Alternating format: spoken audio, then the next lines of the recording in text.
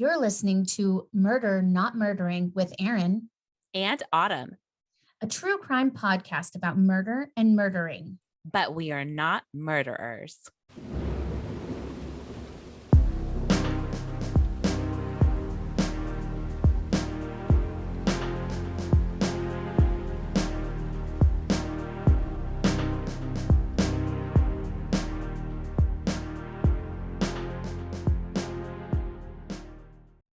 All right, everybody, we are back at Murder Not Murdering with Erin and Autumn, the coolest friend she has.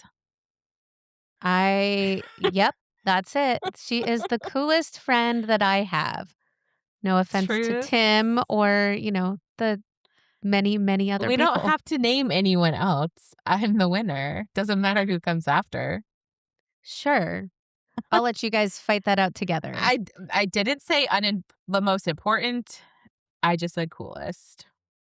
So, anyways, we got a lot of fun feedback on our last episode. I'm glad that people enjoyed it. And I'm glad to hear that from some folks that talked to me that I had some new facts in my case, even though they knew it. So that's always nice to hear. Yeah, that case was pretty famous. So it's always nice to hear when we cover a famous case and people enjoy listening to our take on it. I mean, that's why we keep trying them, right? You just never know. You It's might true. find something else, and that's why I think it's hard to do the famous cases because you have to like deep dive so hard to hope to find something that everybody doesn't already know. I mean, you are doing Mhm. your take on that case, right? And giving your Mhm. commentary, but still, I think it's a little hard. Um, besides that, I heard that you have a story for me. I only know this because right before we logged in, we were having technical issues, and Dustin, Autumn's tech support / partner, came in and said, "Are you going to tell Erin the story?" And I said, "What story? And can you tell me on air?" So we're going to give this a go.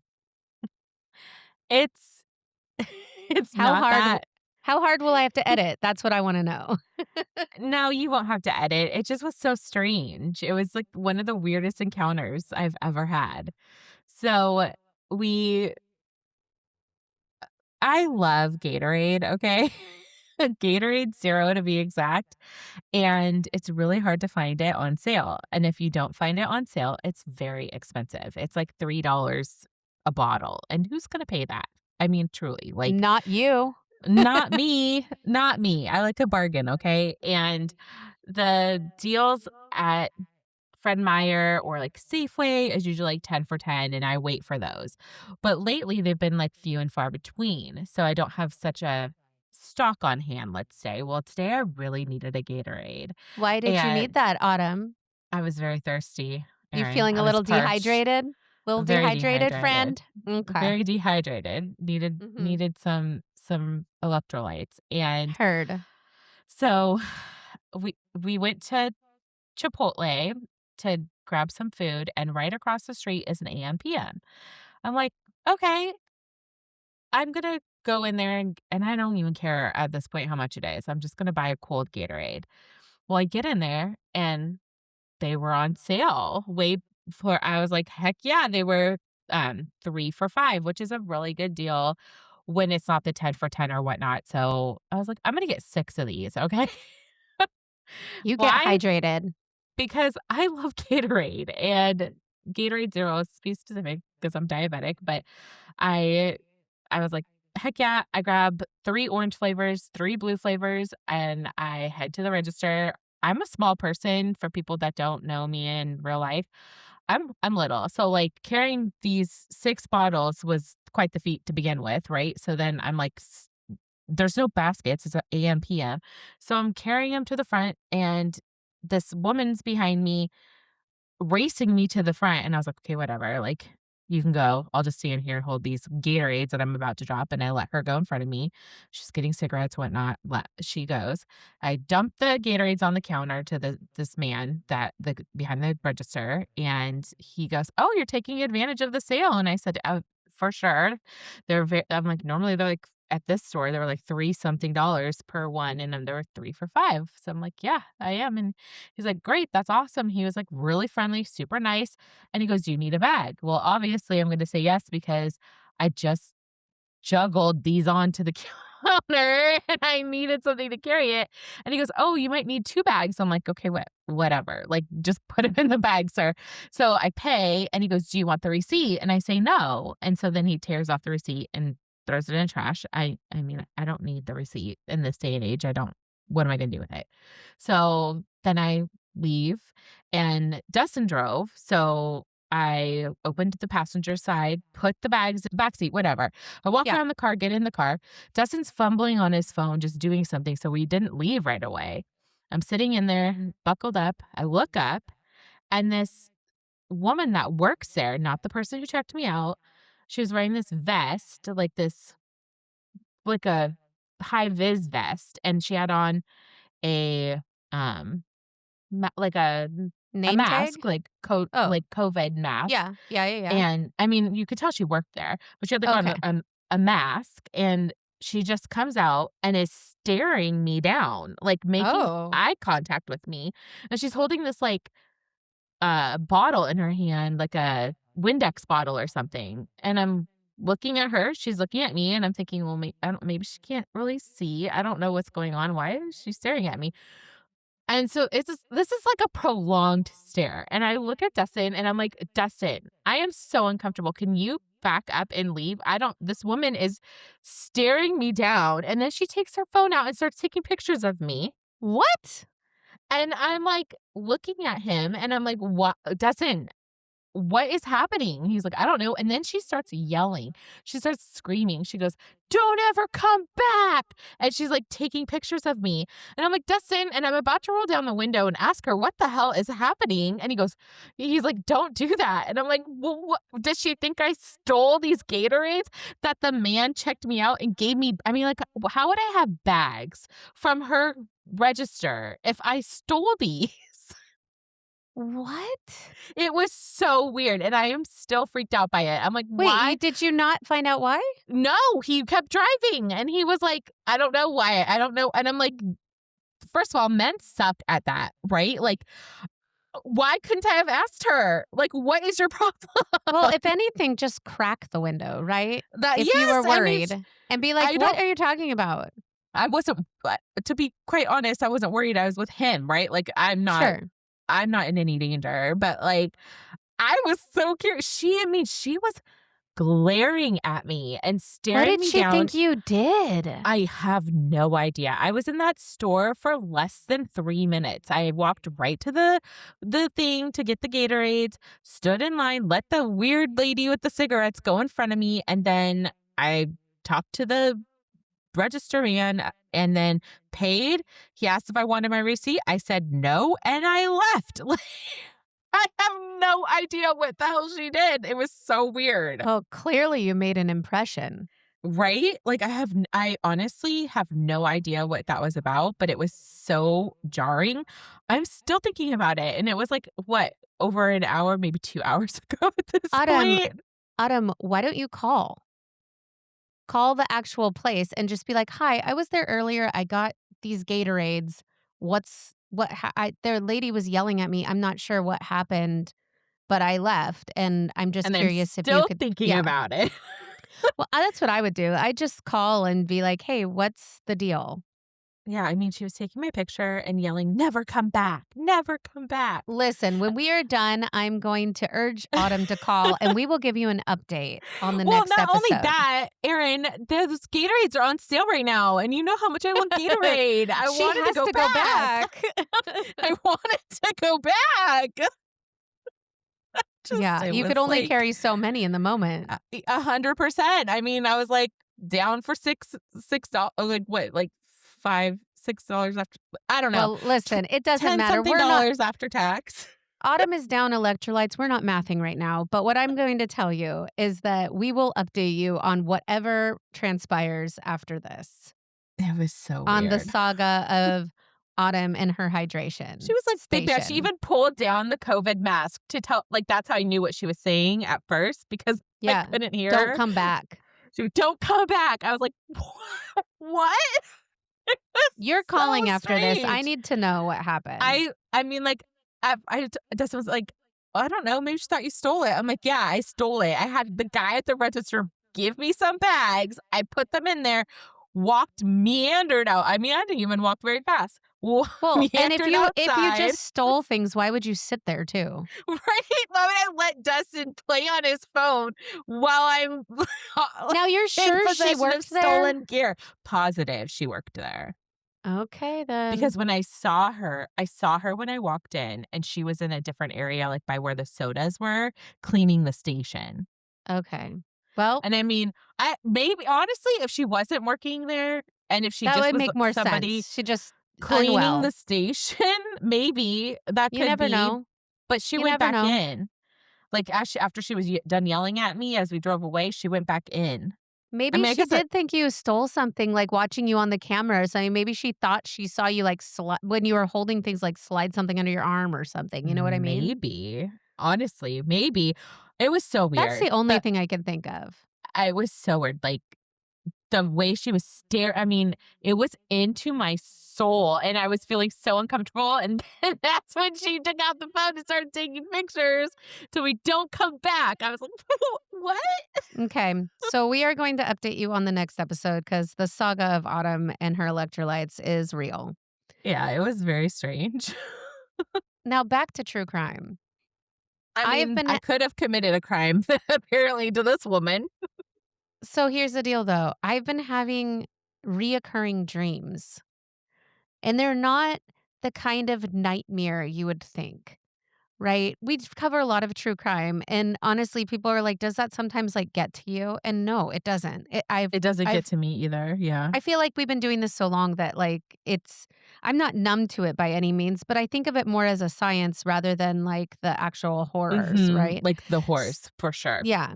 So, I've been having a reoccurring dream that I am a director of a true crime documentary, and I'm having to direct all of these people and talk to them about having to film this documentary. And I'm like visibly I'm like action, like doing the whole deal, right?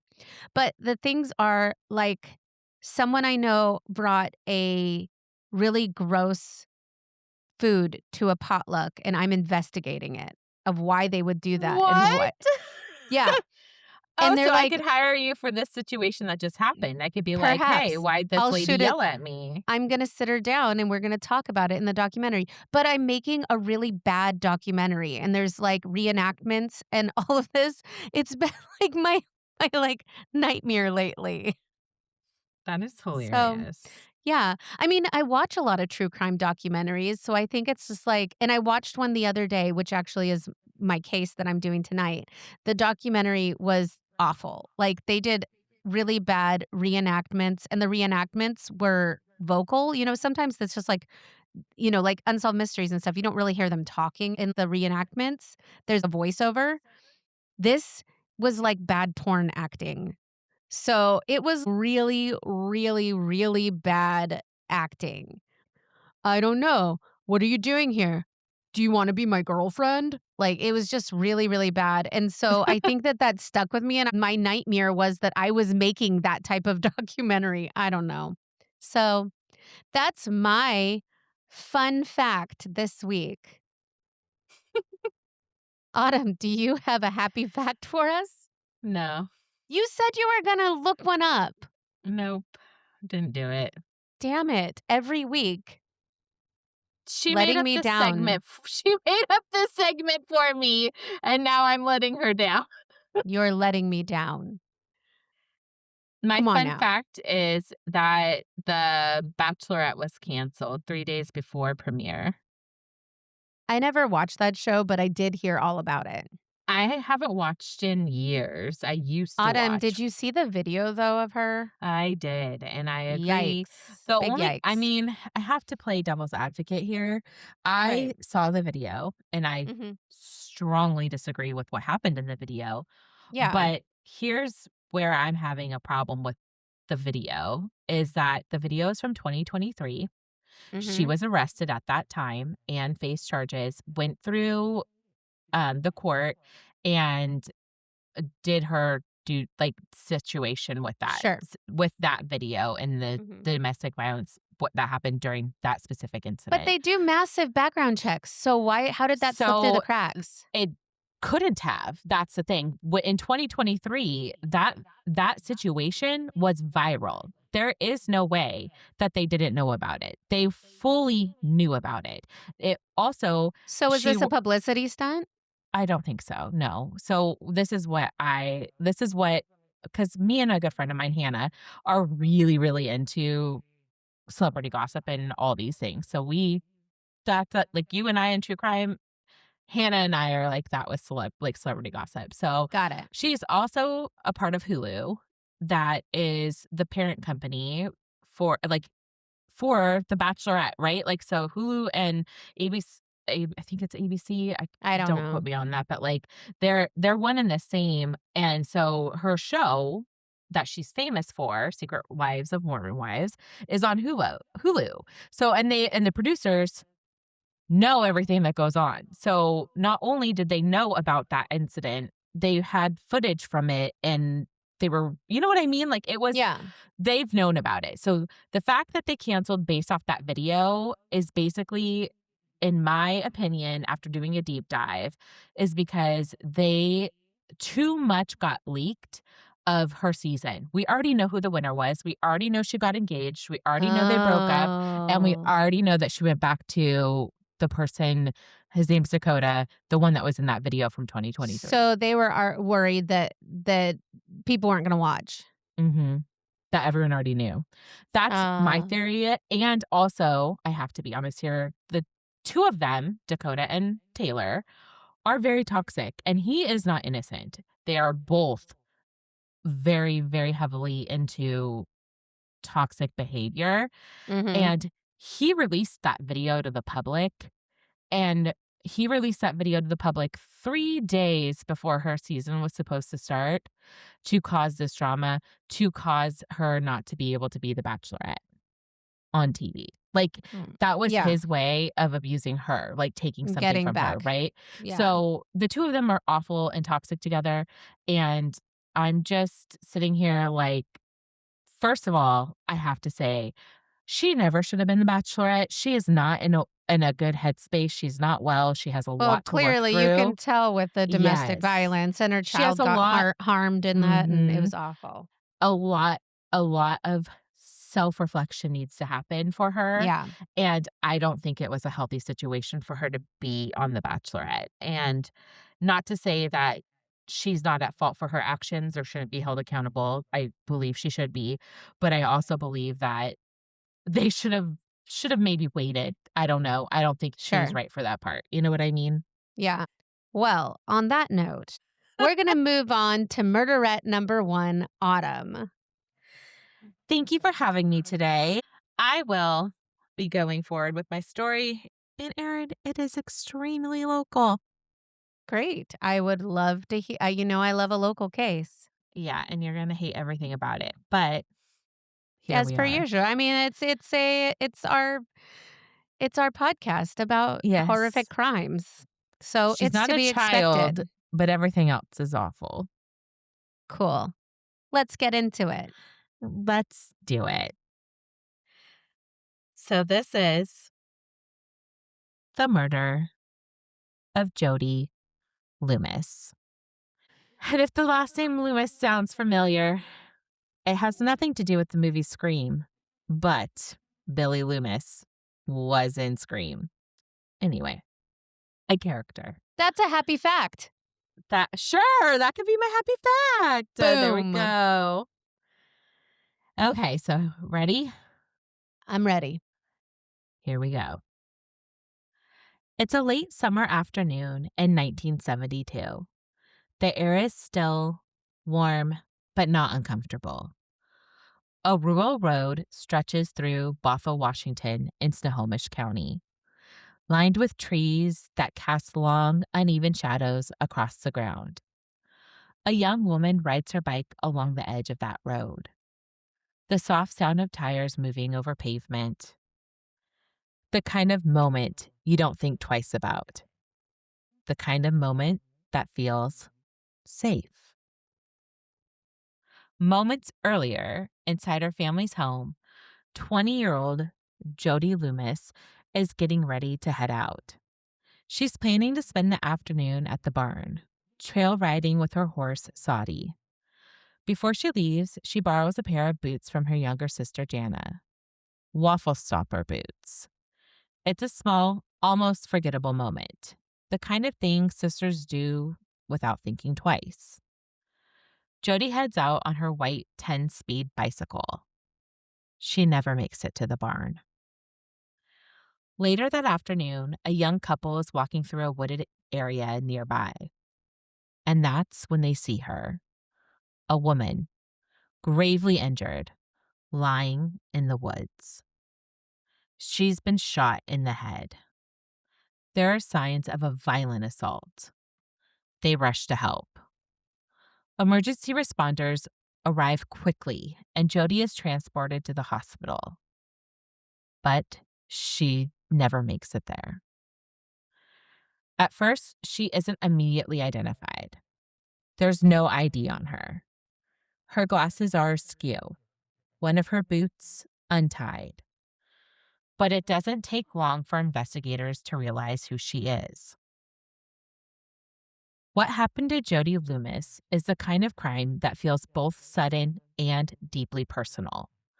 Investigators believed she had been forced into the woods at gunpoint, that she had been sexually assaulted, and that as she tried to get dressed, she was shot with a .22 caliber weapon. The violence of it, contrasted with the quiet setting, left a lasting impact on the community. In the early days of the investigation, suspicion moved through several possibilities. There were local men who raised concern. A ranch owner who had reportedly behaved inappropriately toward Jody, a tenant nearby who had been chopping wood that day. But suspicion isn't evidence. And in 1972, they didn't have much of that. There were no witnesses who could place someone definitively at the scene. No physical evidence strong enough to move forward. And so, the case stalled. Years passed, then decades. In 2005, the case was reopened by cold case detective Jim Scharf. By then, very little evidence remained. But among those items were the boots. The same boots Jody had borrowed from her sister that day. A technician at the state crime lab examined them again. And this time, they found something. A small trace of DNA. Just enough to build a profile. But even then, it wasn't enough. The DNA profile didn't match anyone in CODIS, and once again, the case waited. It wasn't until 2018 that everything changed. Investigators turned to genetic genealogy, a method that traces DNA through family lines. The same kind of technique that would be used in cases like the Golden State Killer. Piece by piece, they built a family tree. And, eventually, they narrowed in on one family. The Millers. Within that family, one name stood out. Terrence Miller. Terrence had lived in the area at the time of the murder. And more than that, he had a history of sexual violence. Investigators began watching him. Quietly, carefully. At one point, they retrieved something he had discarded when he was gambling at the Tulalip Casino. A coffee cup. From that cup, they obtained his DNA. And when they tested it, it matched. After more than 4 decades, the family had their answer. In April of 2019, Terrence Miller was charged with first-degree murder. The case moved forward to trial in October of 2020. For the first time, there would be a courtroom, a jury, a chance for the full story to be laid out. And then another turn. On November 6th, 2020, while the jury was deliberating, Terrence Miller died by suicide.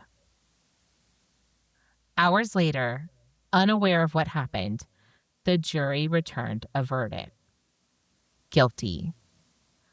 A judge later signed an order affirming that the jury had found him guilty beyond a reasonable doubt.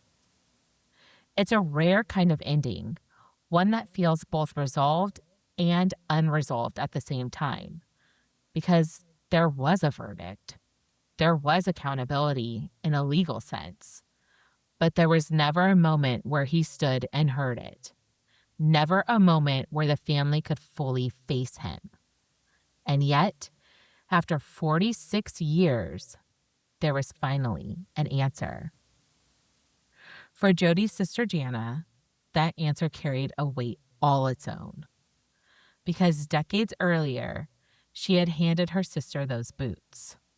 A small, ordinary moment that became tied forever to something unimaginable.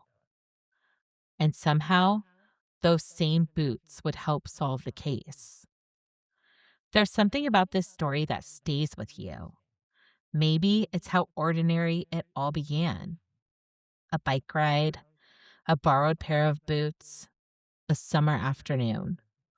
Or maybe it's the way the truth held on, quietly, for decades, waiting. Because even when it seemed like nothing was left, there was still something.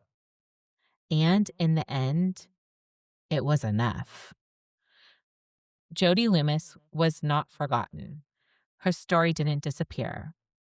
And even though justice didn't come in the way anyone would have chosen, it still came. My sources were the Snohomish County Sheriff's Office, the Seattle Times, King 5 News, Como News, People Magazine, and the Everett Herald. Yeah, that's a frustrating one for me because I hate the way that that ended, not having resolution. But the reason why I knew of this case is I did a case a while back about the cold case cards that they used in prisons. You remember that one where they used playing cards, a deck of cards? And she was one of the faces on the deck of cards. Oh, wow.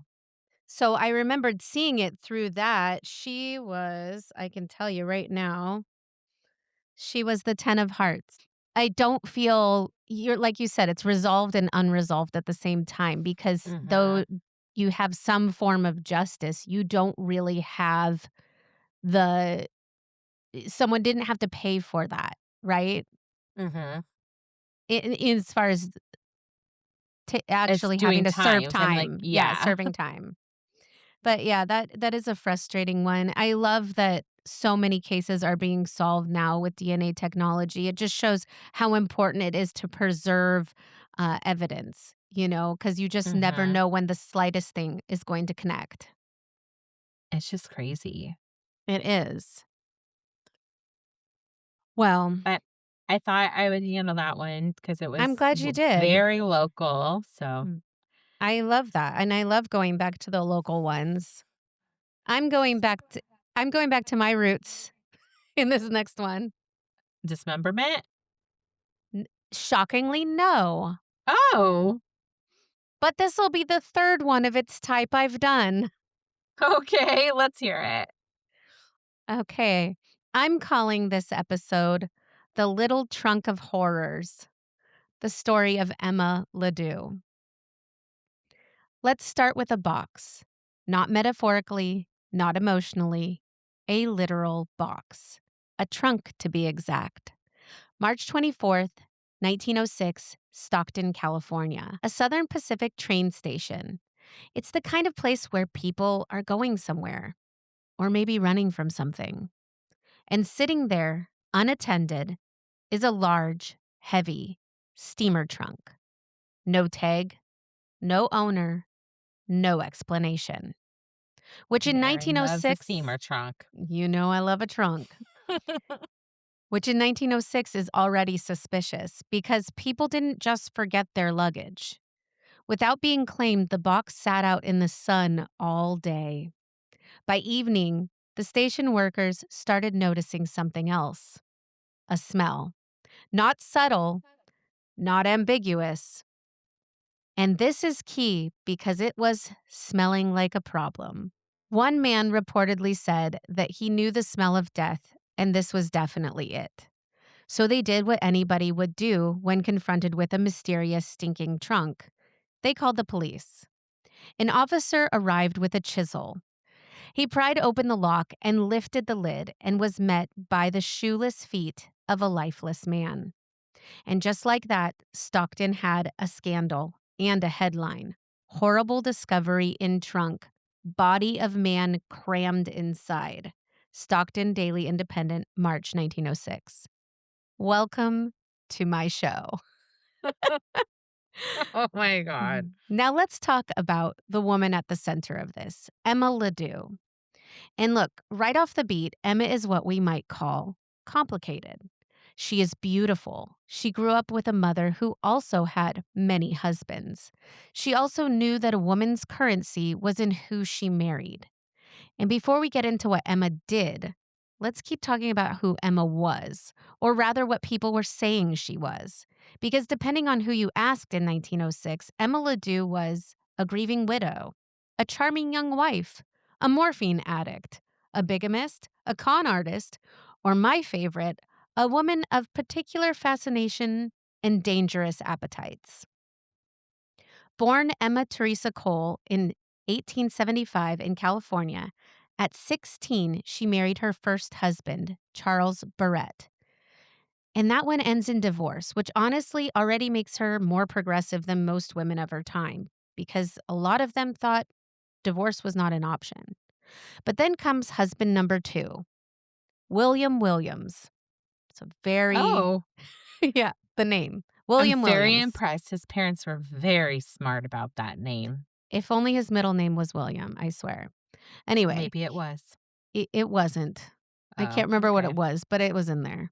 Anyway, I would have said William Williams if that was the case, 1,000%. Anyway, he was a minor, and sadly, he died in 1902 at the age of 30, which is crazy young, and the circumstances surrounding his death were somewhat suspicious. It was finally determined that he died of, quote, stomach issues. And the fact that he was heavily insured with multiple policies, however, was never in doubt for some reason, because Emma collects all the life insurance payouts. And I say payouts because she had multiple policies on him as a 30-year-old man. Because nothing says till death do us part like diversified financial planning. And here's one thing about Emma: she does not wait. Because within 2 months of becoming a widow, she marries husband number 3, Albert McVicker. She received a life insurance settlement from her previous husband's death of nearly $10,000, which would be approximately $378,000 today. It's a pretty hefty sum. Uh-huh. Then, after telling Albert she really needs to visit her ailing mother, she returns to California alone with the money. But visit her mother, she does not. She starts hanging out at an upscale brothel and spending her time with men who like to spend their money on her.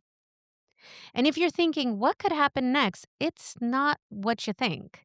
Because in 1905, she marries again to husband number 4, Jean LeDoux, but without divorcing husband number 3. So at Oh. this point, Emma is technically the wife of 2 husbands, both completely unaware of each other, and she's leading a double life visiting both of them. Now, we're going to talk about Albert McVicker, husband number 3. By most accounts, he adored Emma, which is tragic because Emma did not return that sentiment. And this becomes inconvenient because Emma is now married to someone else. And in 1906, bigamy isn't just messy, it's illegal and potentially ruinous for your entire life. So what do you do if your husband might expose your double life? Well, if you're Emma LeDoux, you try to find a way to solve the problem. In I March, thought for sure you were gonna say, "If you're Emma LeDoux, the answer is murder." that's too easy. March 1906, Emma invites Albert to meet her in Stockton. A reconciliation, a fresh start, a new city. And if you're listening closely, a setup. They check into a hotel, room 97 at the California Hotel. They spend the day together. They go furniture shopping for their new home. They laugh and enjoy each other's company. It sounds almost romantic or deeply unsettling because we know a lot about premeditation. Because while McVicker is picking out furniture for a future, Emma is planning to end his.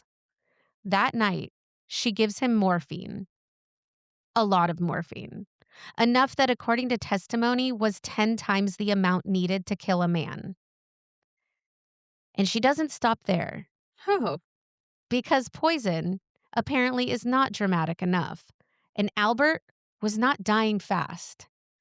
There is evidence next of a physical assault, head injuries, and blood, leading us to believe that she then bludgeoned him. The next morning, Emma runs errands, casually, calmly, like she didn't have a dead or dying man in her hotel room. She buys a trunk. She buys some rope, arranges the furniture that she ordered with her husband to be delivered to husband number 4. And then she stuffs Albert into that trunk, possibly while he was still alive. Let that one sit for a second.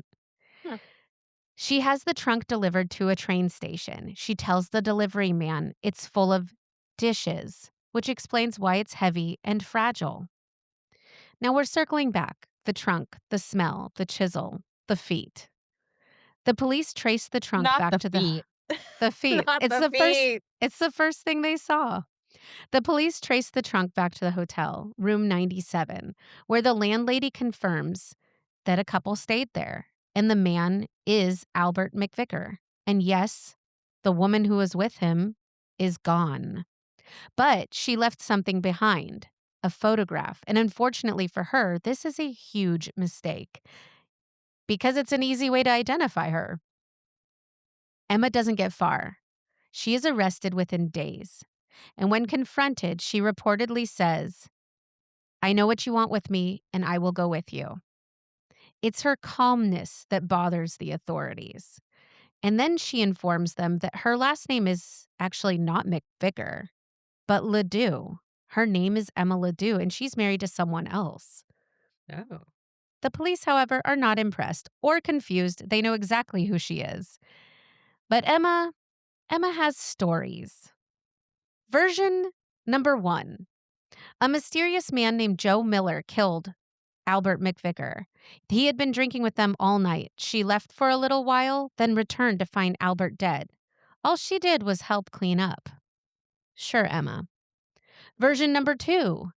Albert McVicker overdosed accidentally because Emma was addicted to morphine and she encouraged him to use it. He died when he did too much. So she panicked, and naturally, as anyone does, she stuffs him into a trunk.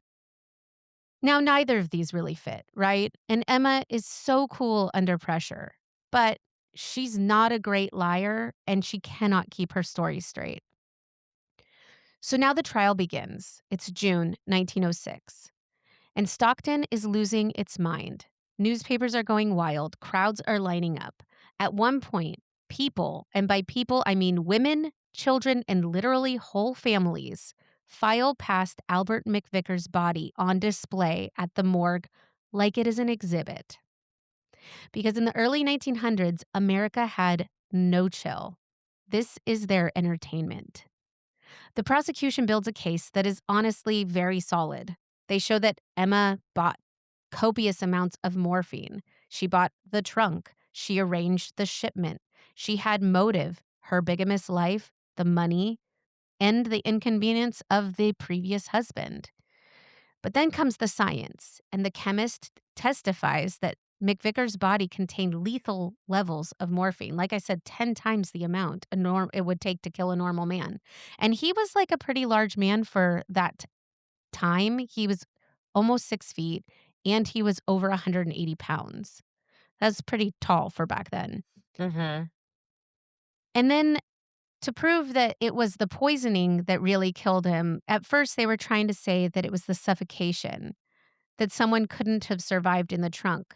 So the scientist who was studying this case climbed in the actual trunk and stayed in it for 40 minutes to prove that it wasn't sealed and you could breathe inside, which is Oh. so gross because you'll see on the Instagram pictures of the trunk and it was quite bloody inside. Anyway, the trunk was not sealed. He could have been able to breathe in there, but between the head injury from being bludgeoned and the high dose of morphine, he never stood a chance. So Emma's lawyer is trying everything, saying she loved Albert so much she never could have been the one to kill him. And they keep saying that she never loved husband number 4 because he was essentially, and I'm not even kidding, they said ugly, illiterate, and hard of hearing. Oh. And quote, women don't like men like that. Oh, shit. Okay. I don't know why they thought that was a good defense because Yeah, that's really weird. so they said she was going to go back to him and all of this stuff. And no. They argue she was a morphine addict, and it is proven that she did have trouble with maintaining her morphine addiction. But it said that they were also saying that because she was a morphine addict, he probably was doing it because he wanted to like hang with her, right? And that he could have overdosed himself. Although the science doesn't show that you wouldn't take 10 times the amount. It shows that she put that in his drink. They're saying also the science is flawed, but the prosecution keeps the same narrative because once Albert McVicker would have died, Emma wouldn't have just lost a husband. She would have gained a payout again. Because remember, they're pretty sure she did that in her in her second marriage. Her lawyer said the defendant made a practice of ensuring the lives of the men that she married. A practice like knitting or journaling. But again, this is an MO that she has done before, taking out multiple policies on the husband. So on June 23rd, 1906, the jury deliberates. 6 hours later, they come back with a guilty verdict. First-degree murder, no recommendation for mercy, which means death by hanging. Emma LeDoux becomes the first woman in California sentenced to death. Her execution is scheduled October 1906, San Quentin. And then everything stops because 1 month earlier, the San Francisco earthquake hits and the legal system stalls. Appeals drag on, and Emma waits years. It's now 1910, and she's granted a new trial. But Emma is tired and maybe starting to see things in a more realistic way. So she pleads guilty. So instead of death, now she gets life in prison. But that woman only serves 10 years and is paroled into the custody of her sister living in Los Angeles. Oh, okay. Now don't count her out yet because she was No. back in San Quentin in less than a year. Her sister and brother-in-law testified that she had been associating with men in a less than respectable manner, coming home inebriated and on numerous occasions, and you hold on to your hat, carrying on a rather inappropriate relationship with their 19-year-old son. That is 45-year-old Emma's nephew. Oh. Yeah, so bigamist, and now she's also sleeping with her nephew. That's repulsive. Like, I can't get over that, actually. That's Yeah, repulsive. super yikes. But now it took 3 more years, but Emma is paroled once again, March 30th, 1925. And sometime around 1926, she marries a Bay Area man by the name of Fred Crackbon, who apparently has never read newspapers and knew nothing of her past. He died of a stroke in August 1929, and we're pretty sure she didn't do it this time. Now, there's a series of minor run-ins with the law when it's discovered that she was running a bogus matrimonial service with her as the sole subject of a lonely men's attention column. Her parole was revoked again, and she was headed back to San Quentin in April 1931. In November 1933, she was transferred to the new California State Prison for Women. For 2 more years, she submitted applications to the parole board, but gave up after every single one of them was denied. On July 7th, 1941, Emma Cole Barrett Williams McVicker LeDoux Crackbon died of ovarian cancer at the age of 69, still a prisoner of the state of California. As for the trunk, it still exists, and it is on display at the Hagen Museum in Stockton, California. Emma LeDoux wasn't impulsive. She wasn't even particularly emotional. She was practical. And that's what makes her unsettling. The planning, the insurance policies, the errands, the calmness. Because Emma didn't kill in a moment of passion.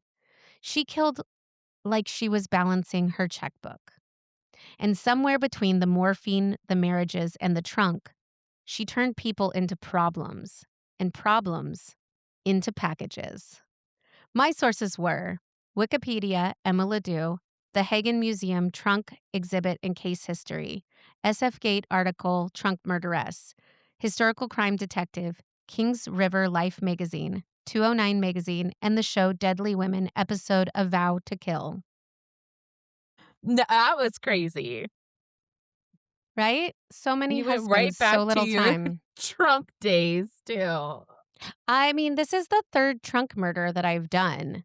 Mm-hmm. Most of them, though, had dismemberment because to fit a body in a trunk to is... fit a body in the trunk, you have to cut them up.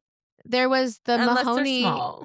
The Mahoney trunk murder, which is a local one. Do go back and check that one out if you haven't heard it yet. That one is a local case that happened, also kind of an insurance sort of scheme.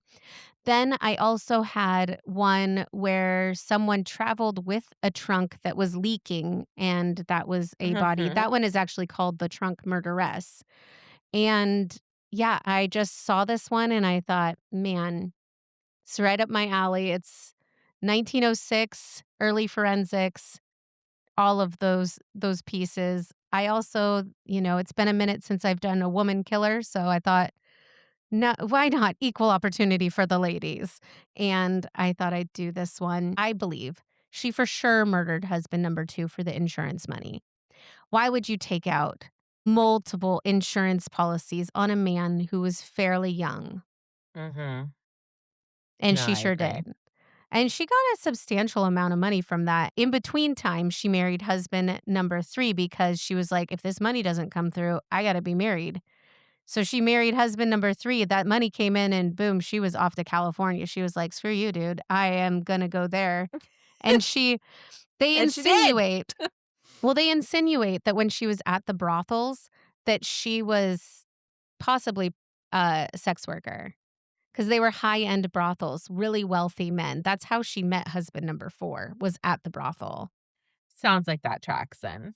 But one thing that I found crazy or interesting or weird is that when they were talking about her purchasing the trunk, the rope, and all of the other things, they said in the trial, the weird thing is, why would a woman ever buy rope unless she was going to hang herself?